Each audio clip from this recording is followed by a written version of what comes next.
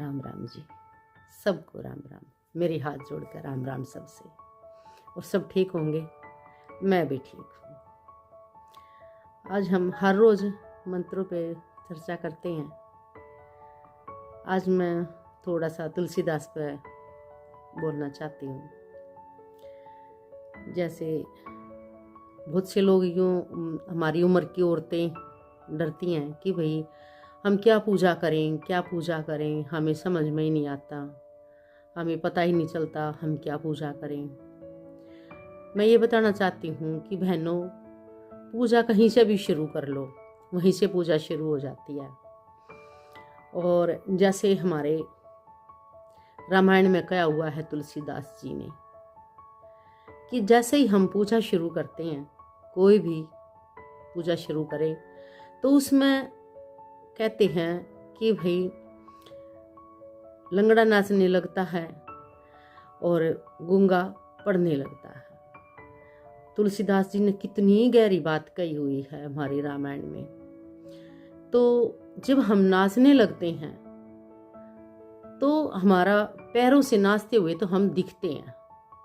दरअसल हम पैरों से तो नाच रहे हैं, मगर अंदर हमारा मन नाच रहा होता है। इसलिए हम दिखते हैं पैरों से नाचते हुए, मगर हम मन से नाच रहे होते हैं। और जब हम कहते हैं कि भाई गूंगा बोलने लगता है, तो उन्होंने उसमें ये बताया है कि भाई हम बोलते हुए दिख रहे हैं, मगर पहले तो शब्द हमारे अंदर हो रहे हैं और तब हम उनको बाहर निकाल रहे हैं।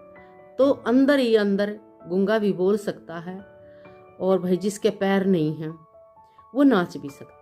ये बिल्कुल सत्य बात कही है उन्होंने। और अनपढ़ पढ़ भी सकता है, क्योंकि पढ़ाई तो एक पढ़ाई है, मगर कढ़ाई एक अलग चीज है। सुनकर भी आदमी सब कुछ कर सकता है। ऐसी बात नहीं है कि सुनकर कुछ याद नहीं होता। हमारी पहले के आदमी थे जो बिल्कुल बेचारे अनपढ़ थे, और वो इतने होशियार थे, घर बनाने में क्या, हर चीज में वो कितने बड़े कलाकार थे।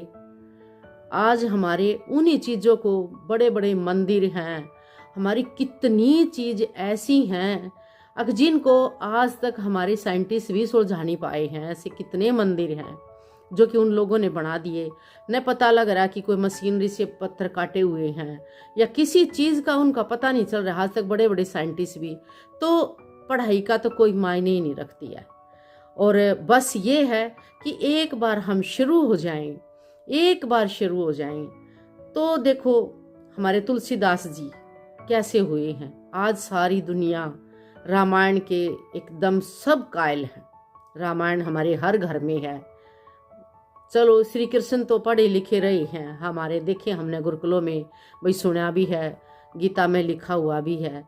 मगर तुलसीदास जी की तो बताते हैं कि भाई सबसे पहले जन्म देते ही तो माता जी खत्म हो गई थी, और कुछ दिन बाद ही पिताजी ने दुख में आके किसी भिक्षा वाले को, लेडीज को, उनको दे दिया था, और फिर खुद भी खत्म हो गए थे। तो मतलब उनके लिए पढ़ाई तो थी ही नहीं। मगर देखो तुलसीदास जी ने रामायण भी लिखी है, और उन्होंने कैसे किया सब कुछ, बस राम नाम के जाप से ही सब कुछ किया। तो जाप हमारे इतने जरूरी हैं, हमारे लिए इतने जरूरी हैं। जाप हमारे लिए बहुत ही जरूरी है। किसी भी चीज का जाप करो। हम किसी भी स्कूल में एडमिशन ले लें, हमने जाना वहीं पे ही है। कोई भी हम रामायण कर ले, राम कर ले, सीता कर ले, कोई मंत्र कर ले, उससे कोई फर्क नहीं पड़ता। फर्क पड़ता है हमारे नियम से और हमारी लगन से, बस। और किसी चीज से फर्क नहीं पड़ेगा हमें। जैसे मैं कई वीडियो में बोल चुकी हूँ कि गायत्री माता हमारी, हम गृहस्थी लोग हैं, हमें धन की भी जरूरत है, हमें वैभव की भी जरूरत है, तो माता जी हमें ये सब चीजें देती है।